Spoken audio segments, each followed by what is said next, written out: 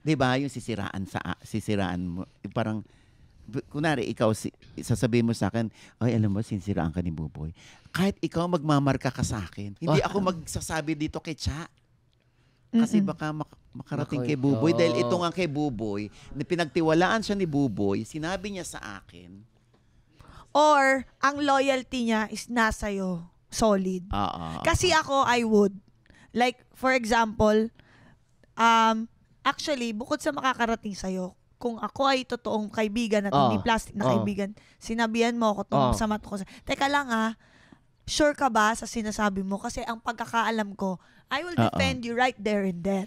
Pero diba? Paparating mo ba sa akin? And I will still tell you. Kasi you have to be careful with that person because I love you. And my loyalty is with you. And I will tell him, Tama.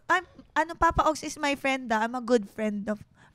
Meron akong mga kaibigan. Halimbawa, si Jenica Garcia. Best friend ko for the longest time. Yes. Hindi kami lagi nag-uusap. Pero, meron isang artista na nang bully sa akin na close sa kanya. Well, I felt bullied. Baka di niya naman ako binubully. I felt bullied lang.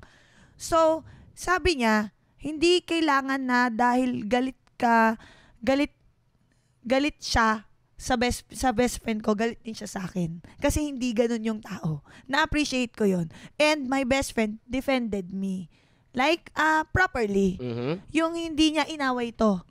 Hindi dahil inaaway ka nito, kaaway ko din siya. But, ginamit niya yung opportunity para i-explain na Cha is like this person. She will not say that. She will not do that. Yung ganon.